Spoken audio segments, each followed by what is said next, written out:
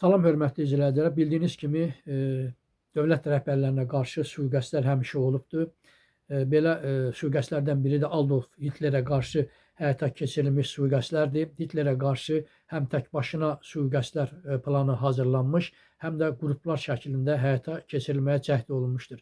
Bugünkü videomda mən sizlərə ona qarşı həyata keçirilən təkbaşına 2 sui-qəsd haqqında danışacağam.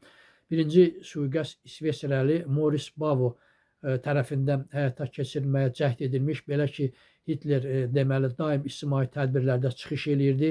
Moris Bavo isə həmişə ona yaxınlaşmağa cəhd eləyirdi. Hətta jurnalist olduğunu bildirərək Hitlerin çıxış elədiyi tribunaya da bilet alıb ki, onu deməli öldürməyə istəsin, öldürməyə cəhd eləsin.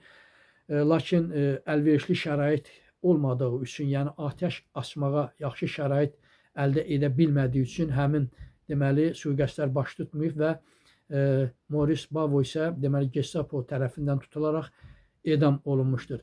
İkinci cəhd isə Alman dülgər Elzer tərəfindən çox mükəmməl şəkildə həyata keçirilmişdir.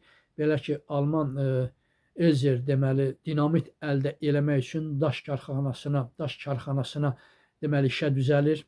3 aydan əvvəl deməli bu sui-qəsdə hazırlıq gedir. Orada həmin dinamitləri əldə eləyir və Hitlerin çıxış edəcəyi tribunanın altında yerləşən deməli kolonu gecələr orada qalaraq, onu oyaraq, deşərək orada 100-ə qədər dinamit yerləşdirir. Deməli bu hadisə Münxendə pivə festivalında Hitlerin çıxış edəcəyi deməli ərəfələrdə baş verir. Həmin pivə festivalında Hitler deməli ora gəlir. Bu zaman hava şəraiti çox pis olur və həmin dinamitlər də saat mexanizmi ilə deməli partlamalı imiş. Lakin Hitler əvvəlki çıxışlarından fərqli olaraq bu çıxışını daha tez başa vurur. Səbəb isə hava şəraitinin dumanlı və daha pis olması idi. Çünki o Berlinə qayıtmalı idi.